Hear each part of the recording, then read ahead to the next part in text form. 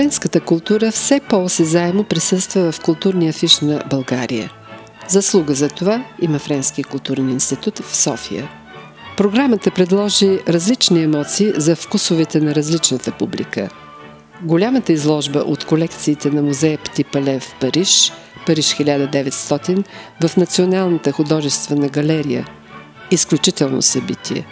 Утвърди се и традицията за представяне на културните продукти, произведено във Франция. Фестивала на френското кино, Нощта на музеите, Деня на музиката. А големите музикални предизвикателства, операта, концертите, изпълваха зали и пространства на открито. Тази пулсираща програма от различни изяви в цяла България роди ново приятелство между френски и български артисти, между институции, събуди любопитството на различна публика. Нещо, което е възможно само когато има ясна представа за мисията на културата в глобалния свят.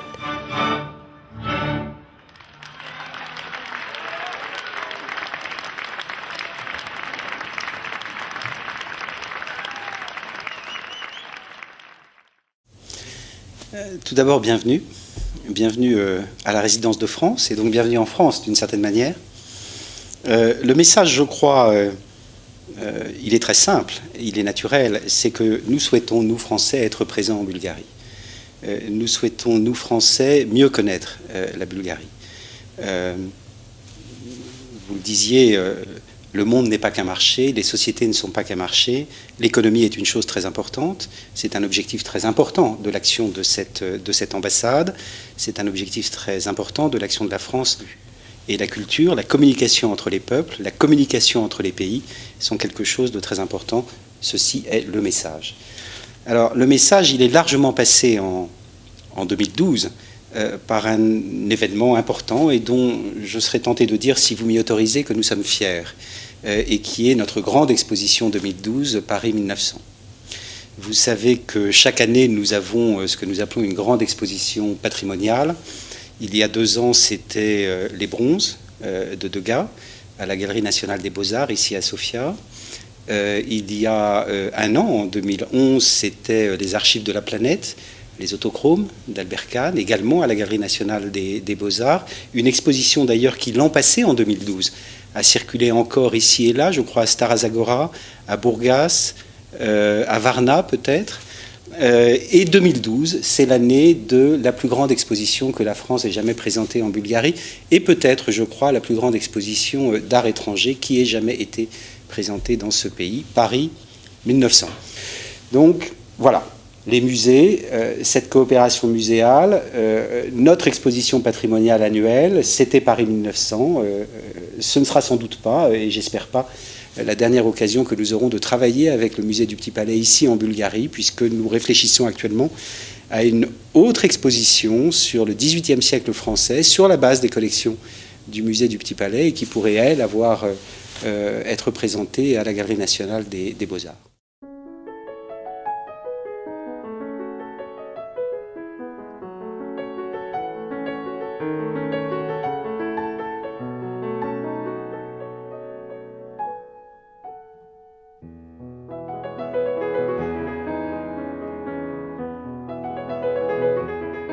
Изложбата Париж 1900 представи около 150 произведения на изкуството от колекциите на музея Пти Пале в Париж.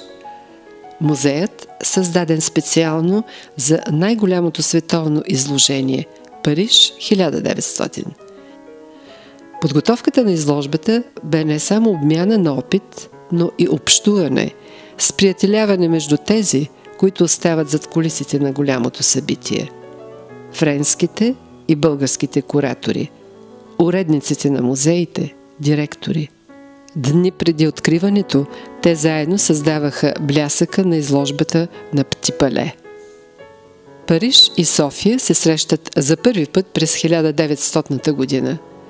Салонът, посветен на българския павилион на изложението, разтвори малко познати страници от нашата история. Гостуващата изложба се превърна в събитие на нашето време.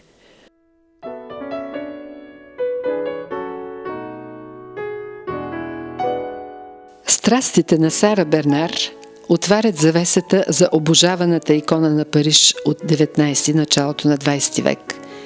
Голямата изкусителка, жената възхвалявана не само като скандална актриса, но и истински вихър с бурния си сантиментален живот, с разноликия си талант. Портретът на Жорж Клерен, Сара Бернар в домашна обстановка е истински шедьовър. Седнала на червения диван в рокля от бял сатен, с хрътка в крака, тя предизвиква и днес зрителя. Божествена и скандална. Идол за писатели, художници, творци. Страстите на Сара Бернар са не само сцената, тя е писател, скулптор, художник. Актрисата извайва драматурга Сарду, автор на нашумялата драма Тоска, вдъхновена именно от нея, от Сара Бернар, провокирала и почини за операта му Тоска. Многоликият ти образ властва в залата със силата на характера, деликатно присъствие и с неповторима красота.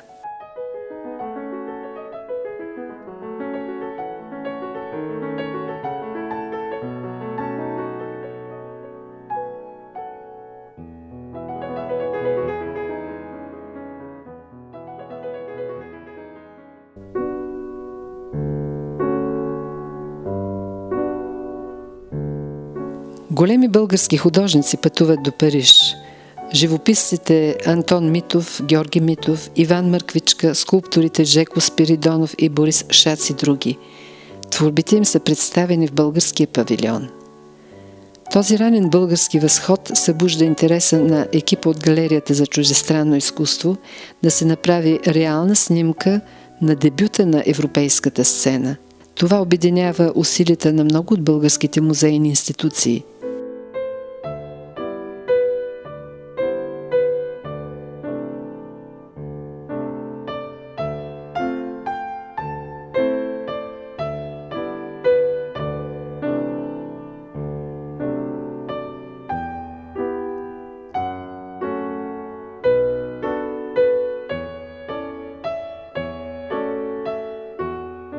Как младото българско изкуство се вписва в пишната световна картина на изложението.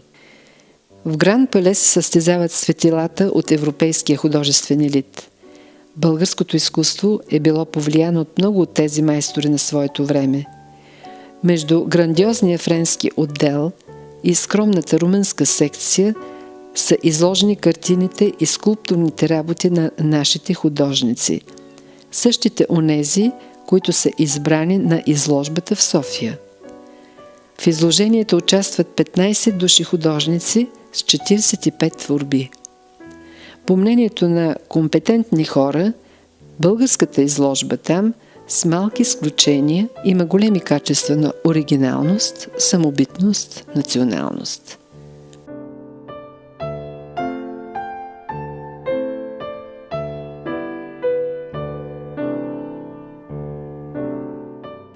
Световното изложение от 1900 година е повод в Париж да се построят сгради и мостове, които и днес красят пейзажа на града. Пти Пале, който става музей на изящното изкуство на Парижката община, е един от тях. Директорът на Пти Пале, господин Жил Шазал, запозна студентите от Художествената академия и гостите с историята на Пти Пале. Припомни, че недалеч от него е бил и българския павилион. Artist sensibility is to take time with artworks to be more human, and it is necessary to live at the maximum with art in front with this technology which is going so quickly, so crazily, I think. We have to respect all the art traditions. In Bulgaria you have a great heritage, in France we have a great heritage, and we have to put all this in common to be more human. Certainly it is necessary to organize more French art exhibition in your country, and also to help French public to discover more your art from today, but also from your past. You have a long tradition for centuries and centuries, like in France. So there are many possibilities to build bridges between our two traditions or two history. First, I can say the friendship with all the partners we have met there, and really a fantastic way to be welcome and to work together to build exhibition all together, and hoping this is not just a moment, but the beginning of a long story. Nous voulons nous adresser, comme vous le dites, à la frange peut-être plus intellectuelle, mot très français, de la société bulgare, mais nous voulons bien entendu nous adresser à la jeunesse bulgare. Et à ce titre-là, dans cette perspective-là, nous faisons tous les efforts pour essayer d'acclimater ici en Bulgarie un certain nombre de produits made in France, si je puis dire, qui sont la nuit des musées, la fête de la musique, le mois européen de la photographie. Ce sont des produits qui ont été inventés en France, pour certains il y a longtemps, une génération.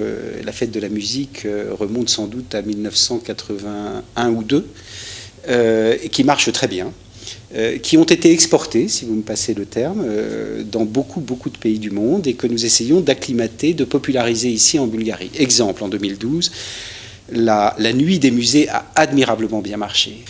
Et les gens s'en sont rendus compte par chance. Ce soir-là, cette nuit-là, et tout Sofia, et notamment la jeunesse bulgare, est sortie dans la rue. Il y avait un monde fou dans les musées. Cette nuit des musées était aussi une fête de la musique. Je me souviens un orchestre devant la Galerie nationale des arts étrangers. Voilà ce que nous essayons de faire pour, je dirais, resserrer les liens entre nos deux jeunesses. La fête de la musique, cette année, a été aussi un grand succès. Nous avons installé notre chapiteau, si je puis dire, devant la Galerie nationale des beaux-arts.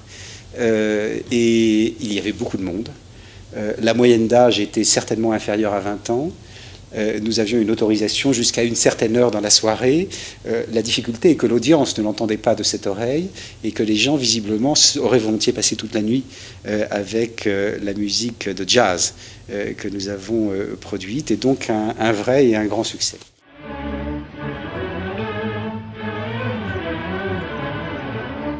Музиката под открито небе все повече се налага като желано и търсено изживяване по света. Празникът на музиката на 21 юни обаче е запазена марка на произведено във Франция. Той има своя история. Роден в далечната 1982 година, това е сбъднатата мечта на директора на музикалното и танцово изкуство в Министерството на културата, хората да излязат на улицата, на откритите пространства и да музицират. Морис Флюрей избира 21 юни, деня на лятното равноденствие, за първия празник на музиката. От тогава вече десетилетия тази спонтанна изява оглася улици и пространства. Музиката винаги е обединявала хората. Този празник е израз и на своето време. Времето, когато изкуството ни остава затворено в традиционните зали, а излиза извън тях. Когато изкуството не е само за просветените, а има важна социална роля в демократичното общество.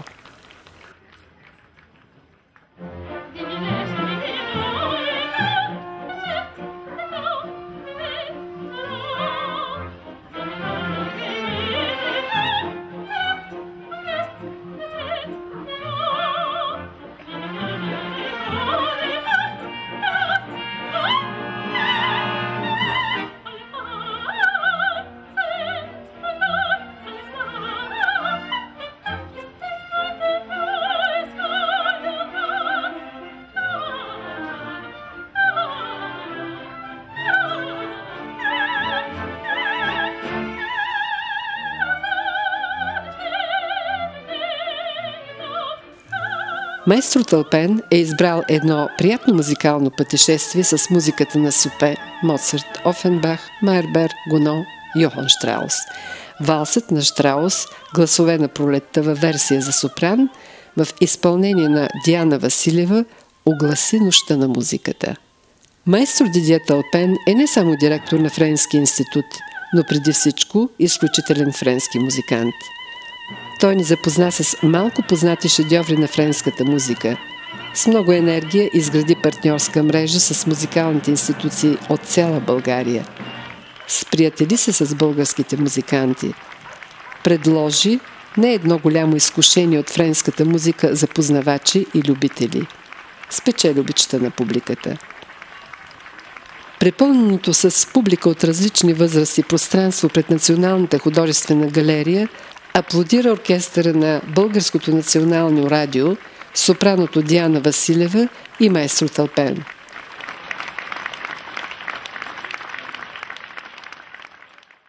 À côté de ça, nous avons également toute une série de manifestations, je dirais, à caractère plus intellectuel, et notamment ce que nous appelons le débat d'idées. Le débat d'idées qui s'adresse à des intellectuels, à des universitaires, à des professionnels, que nous avons en bonne partie axé en 2012 autour du thème démocratie, médias et Internet, qui nous a valu d'inviter des gens comme Pierre Rosanvallon par exemple, débat d'idées qui nous a valu d'organiser pour la première fois en Bulgarie, le 3 mai, pour la journée mondiale de la liberté de la presse, avec l'Institut Goethe, avec l'ambassade d'Allemagne et en partenariat avec l'école de journalisme de Sofia, un colloque, un premier colloque sur la liberté de la presse en Bulgarie, donc le 3 mai 2012, et qui a été un véritable succès. Nous avons organisé un colloque sur 120 années d'archéologie franco-bulgare en Bulgarie. Ce colloque a été hébergé par le musée archéologique de Sofia, et merci d'ailleurs à son directeur, et nous a valu notamment la visite de Jean-François Jarige, qui est, je dirais, le principal maître de l'archéologie du néolithique de l'Indus, et notamment le grand découvreur du site de Мергар.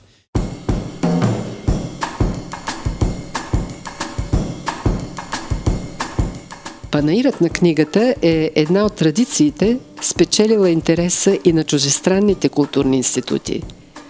Франция бе почетен гост на Панаира на книгата през 2011 година. През 2012 тя е част от Панаира вече. Всъщност, Франция има дългосрочна стратегия за превода на френски автори на български, а изборът на книгата за младежта, като акцент на френското присъствие, не е случайен. Интересът към френската литература за деца и младежи е голям. Това видяхме на срещата с двамата млади автори Емануел и Бенуа де Сен-Шама. Тази среща бе истинско приключение за детската публика. Приключение, за което те бяха се подготвили. Трилогията Стром на френските автори е предизвикателство по-различно от Хари Потър и всичко останало в жанра. Това видяхме на тази среща.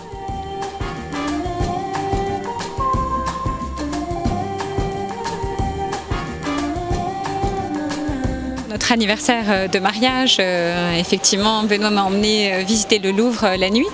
Et donc on a eu beaucoup d'idées. C'est très stimulant en fait de visiter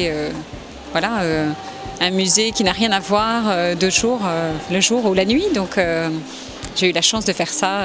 Et c'est vrai que c'est très différent. Et comme on écrit sur l'insolite, sur le bizarre, sur le mystérieux, c'était tout à fait propice à stimuler notre imagination. On voulait en fait mettre en scène une chevalerie mais des temps modernes. Une chevalerie donc qui ne se bat pas avec une épée, qui n'a pas une armure, mais dont l'arme était le cerveau en fait.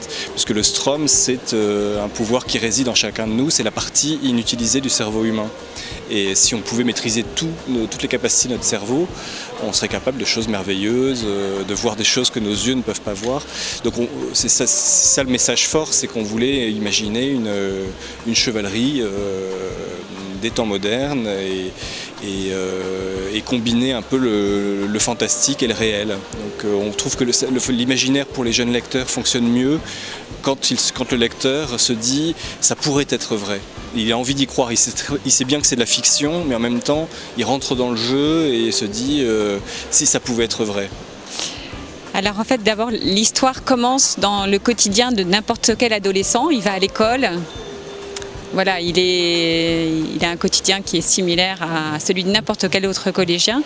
Et puis, de cette réalité, on bascule un peu au fantastique en inventant une société secrète qui a ses locaux dans le Louvre. Donc, ce qui est évidemment, nous, on préfère dire toujours peut-être. Peut-être que dans le Louvre, vous pourrez trouver cette société secrète des chevaliers de l'insolite. L'idée, c'est de mélanger toujours le rêve et la réalité. Dream and reality in the same place. Et ce qui est intéressant dans la littérature fantastique, il y a eu beaucoup d'auteurs qui ont écrit là-dessus, c'est que le fantastique, c'est un mot qui est apparu assez tard, en fait, au 19e siècle, et c'est ce moment d'hésitation. Est-ce que ce phénomène se produit réellement, ou est-ce que ça se passe dans ma tête? Et c'est ça qui est très intéressant, et c'est pour ça qu'ancrer ça dans une réalité éprouvée, que n'importe quel jeune lecteur vit au quotidien, et puis d'un seul coup basculer dans quelque chose d'étrange, il y a ce moment d'hésitation qui est très intéressant. Alors, effectivement, la culture, on voit ça au Louvre. Il y a de plus en plus de personnes qui viennent visiter. Je pense qu'on a tous besoin de racines, d'histoire, de curiosité aussi, de civilisation, puisque au Louvre, on peut voir les antiquités grecques, égyptiennes, romaines. On est à la croisée de toutes les cultures et mon mari disait à la recherche de beauté, les gens en recherche et que c'est très accessible finalement. Voilà, le musée est maintenant très accessible. Il y a une journée. C'est un moyen de retrouver un sens aussi et la culture c'est un besoin vital. En temps de crise, c'est pas un luxe, c'est vraiment une nécessité presque vitale. Oui, peut-être un sursaut d'humanité dans le. Oui, c'est vrai, dans la culture. Oui, peut-être que c'est ça qui va sauver, nous sortir de là, peut-être. Oui, je suis d'accord, c'est un moyen de retrouver, d'abord de croiser des gens, de retrouver un sens à la vie à travers son histoire, à travers l'histoire des civilisations. Et comprendre les autres, comprendre comment les autres fonctionnent aussi. C'est vrai que c'est aussi très important de... C'est une expression du président du Louvre que j'aime beaucoup, c'est que le rôle d'un musée, c'est de déchiffrer le passé pour comprendre le présent et envisager l'avenir.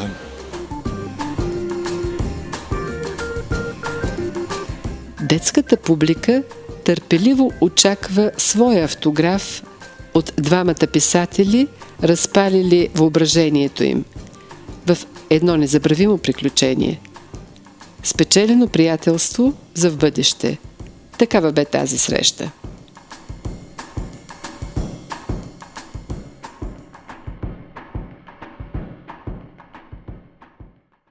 Le cinéma, c'est très important pour nous. On ne se réfait pas, après tout, nous sommes, nous Français, les descendants des Frères Lumière. Le cinématographe a été inventé à Paris, boulevard de la Madeleine, je crois, en 1895.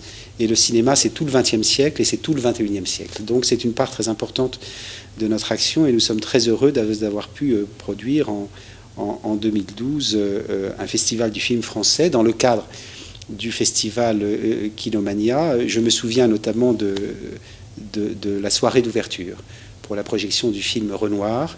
C'était remarquable. La salle était comble et plus que comble. C'était presque embarrassant parce qu'un certain nombre de gens étaient debout ou assis sur les marches.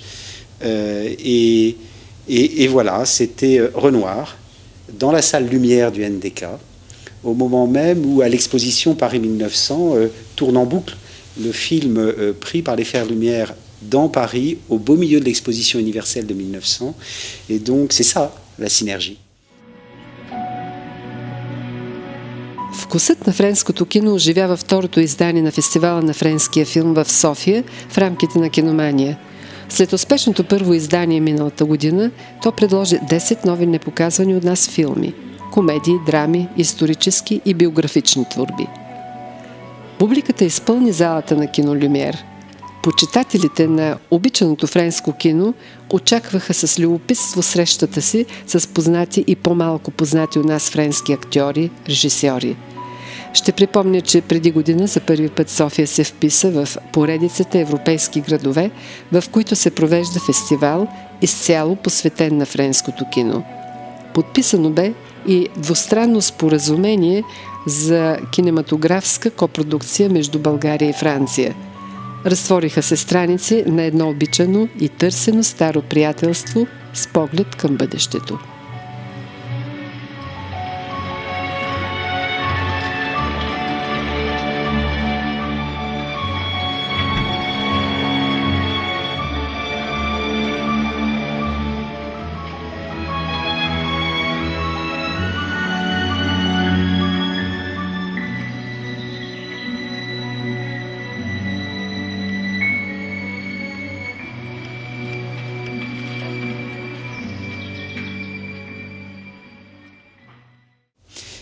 Mais l'audiovisuel, ça n'est pas que le cinéma, et nous souhaitons avoir, au-delà de la diffusion audiovisuelle, une vraie coopération franco-bulgare qui nous a valu d'initier en 2012 deux missions importantes.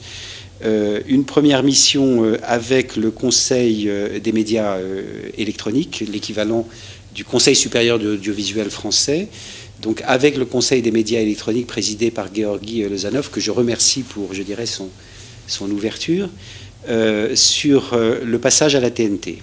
Première mission très importante et porteuse d'avenir. Et puis une deuxième mission qui n'est pas moins importante et qui était sur la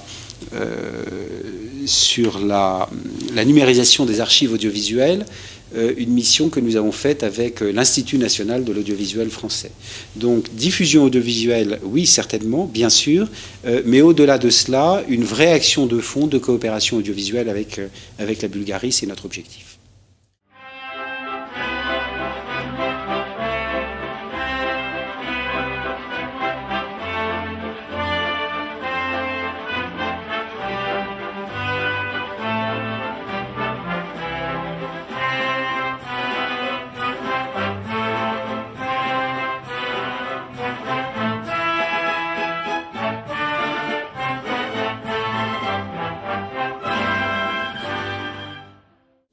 Il faut avoir de la chance. Et j'ai la chance d'avoir des collègues de talent et qui travaillent.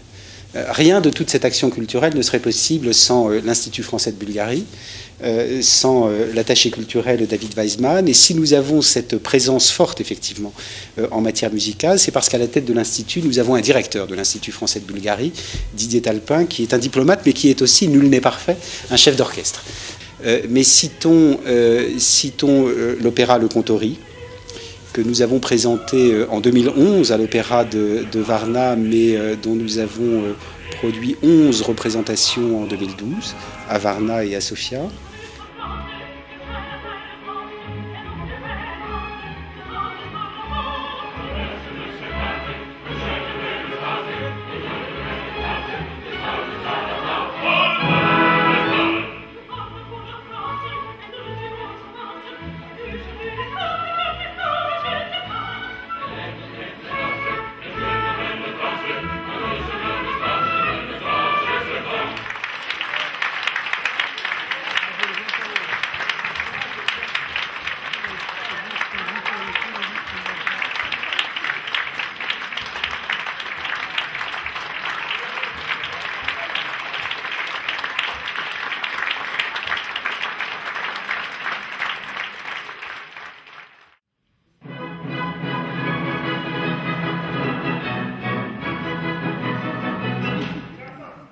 Премиерата на Хубавата Елена се е състояла в театър Вариете в Париж. Тя е считана за най-големи успех в живота на Офенбах. Хубавата Елена е пародия на Троянската война. Музикално-саркастично произведение, чийто патос е бил насочен към двора на Наполеон III и неговата красива, капризна съпруга Евгения Монтихо.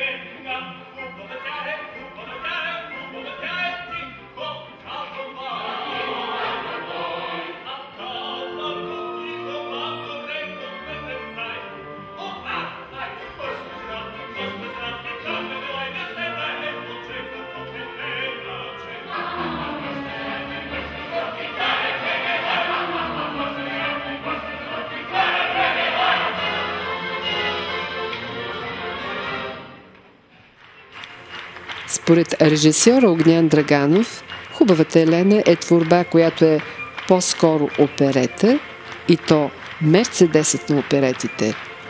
Това популярно френско заглавие събра енергията на отличния състав на Музикалния театър София и на гост-диригента маестро Дидие Талпен.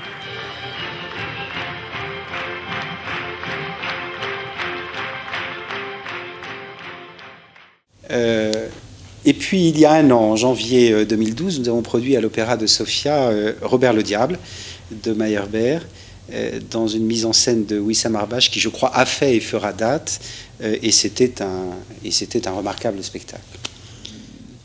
Les Bayadères que nous avons produits de mémoire à la salle Bulgaria, dans le cadre du Festival de musique baroque de Sofia. Alors, les Bayadères, ça a été une découverte pour la salle, pour l'audience. La salle était comble. Et je ne suis pas sûr que beaucoup des gens qui étaient venus connussent beaucoup mieux que moi qui était Catel, l'auteur de l'opéra Les Bayadères. Nous sommes là à l'époque napoléonienne. Les Bayadères, c'est un opéra pour l'empereur Napoléon. Et ça a été une véritable découverte. Nous avons également produit Le Pêcheur de perles de Bizet. On ne présente pas Bizet. En l'occurrence à Plovdiv, dans le théâtre antique. Quelle mise en scène!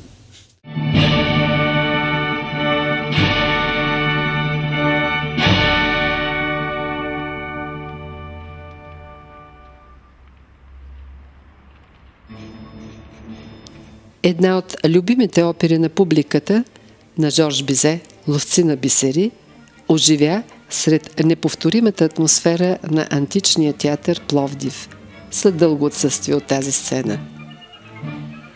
Концертното изпълнение е с особен привкус в пространството на красивия амфитеатър. В тази първа среща с музикантите от Държавната опера Пловдив, маестро Дидие Талпен избира български и френски солисти – Ирина Жекова, Филип До и други певци, с които той обича да работи в своите постановки. Историята за една любов оживя под звездното небе в магичното пространство на древния амфитеатър.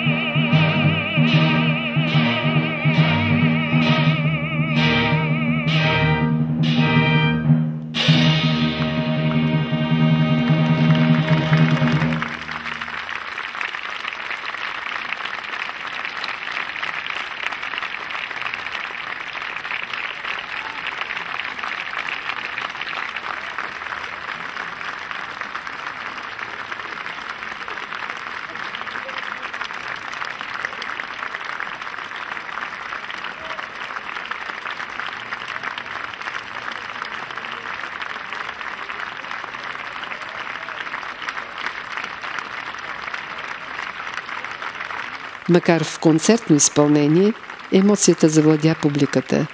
Тя дълго аплодира артистите, сякаш не искаше да се раздели с прекрасните мигове в този магичен и обичан от всички амфитеатър.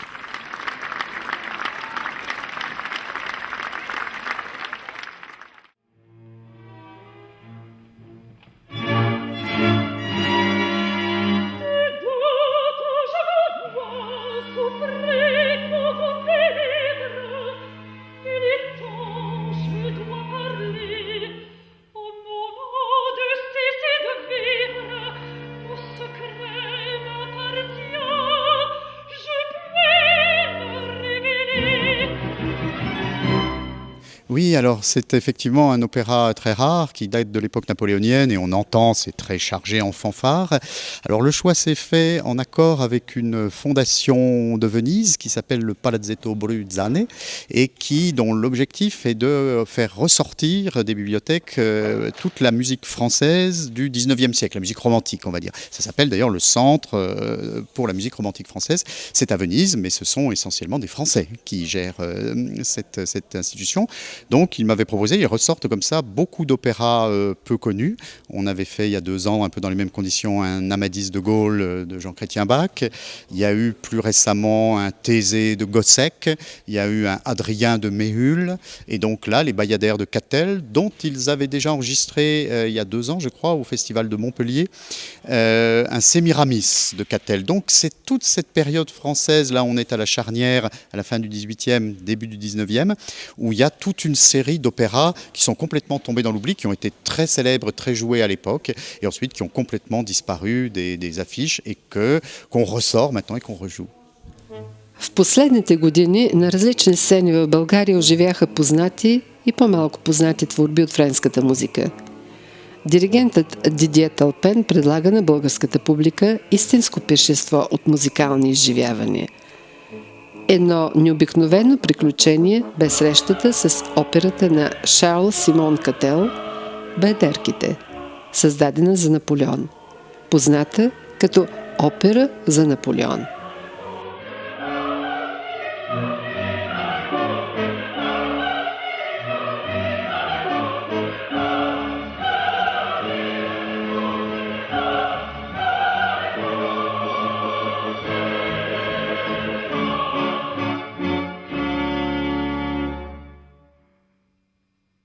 En fait, comment dirais-je, déjà c'est une pièce très brillante, très richement orchestrée. Il y a beaucoup de cuivre, 4 cordes, 2 trompettes, 3 trombones, des percussions un petit peu orientales puisque ça se passe en Inde.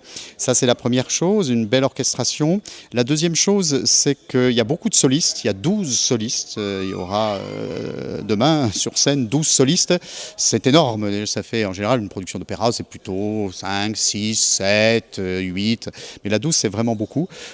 Beaucoup de chœurs très divisés, de chœurs d'hommes. Il y a un moment un double chœur d'hommes, il y a d'autres moments des chœurs de femmes seules, donc la partie chorale est très importante. C'était, encore une fois, au moment où ça a été créé, c'était un très grand spectacle parce que ça se passe en Inde, donc ça se passe à Bénarès, et donc c'est des histoires indiennes au moment du Moyen-Âge, des histoires à la fois politiques et des histoires d'amour, comme j'allais dire tous les livrets d'opéra, ou presque.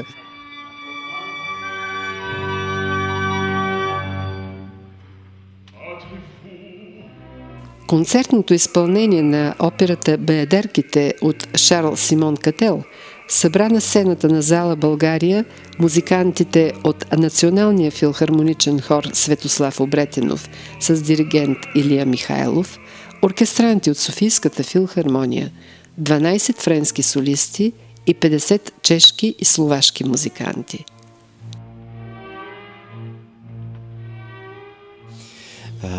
Samozřejmě hrajeme v obsazení, které spojuje několik souborů najednou.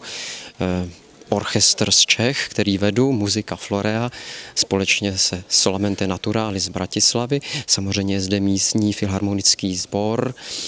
A ty naše orchestry už spolupracují už více jak 10 let, takže v tom máme jisté zkušenosti. Konkrétně náš soubor hraje již od 20 let, vznikl v roce 1992 A od té doby se zajímáme o stylové provádění hudby prakticky od konce renesance a dokonce právě před 5 lety už jsme začali experimentovat se symfonickou hudbou z 19. století на романтически настрои. Необикновеното в това представяне бе съчетаването на традиционния съвременен звук на симфоничния оркестър с старинните инструменти. Братиславският състав за старинна музика, Соламенте Натурали с водач Милош Валент и Музика Флорея от Прага с водач Марек Стринци имат своя история.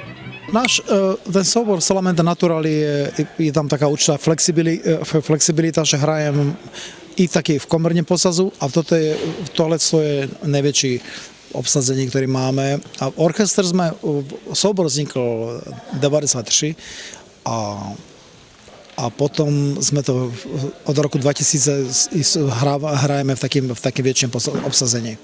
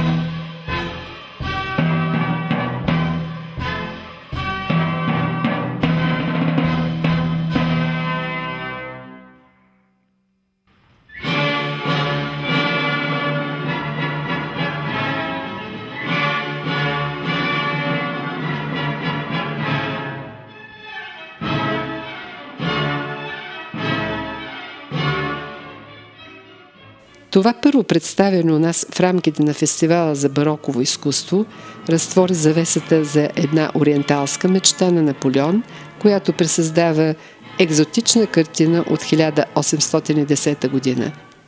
Това е една любовна история, създадена от либретиста Етиен де Жуи за приключенията на Ламея, героичната танцорка, която в името на религията си не може да се омъжи за принца, но е готова да се бори и да отдаде живота си за него.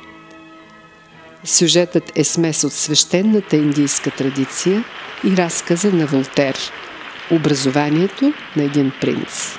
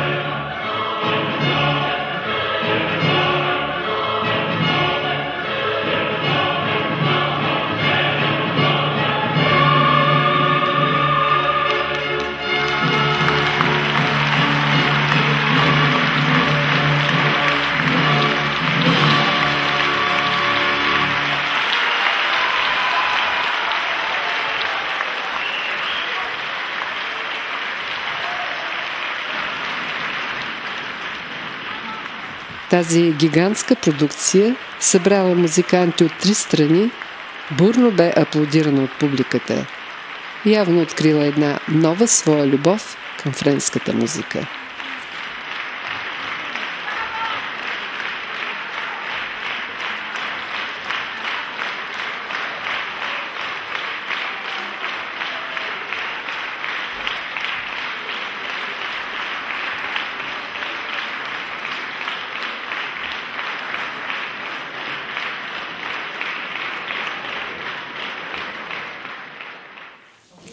Et puis, vous avez raison, nous avons ce portrait.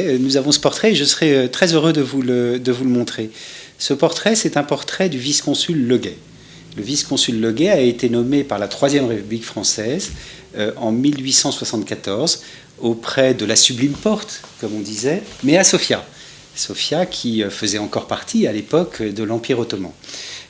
Et le vice-consul Leguet s'est pris d'attachement pour la cause bulgare et a fait tout ce qu'il a pu, j'allais dire de ses mains nues, pour aider les Bulgares à acquérir leur indépendance vis-à-vis de la Turquie ottomane.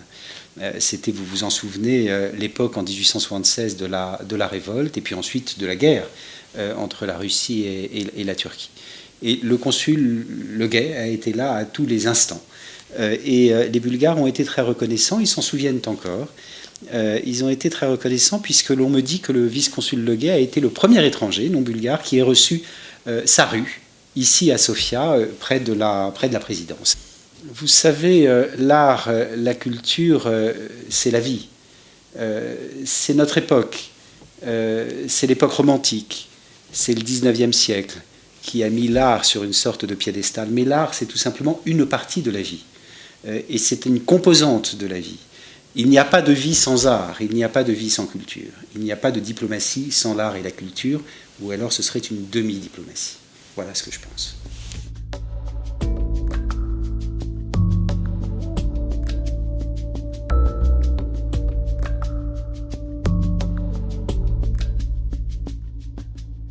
Някога Пикасо казва: културата е заредено оръжие на бъдещето. В това вярваме особено днес, когато културата е тази, която ни предпазва от самотния егоизъм, която е начин за сприятеляване, за взаимно опознаване. Нещо, което Френския културен институт у нас е приел като своя мисия във време на криза.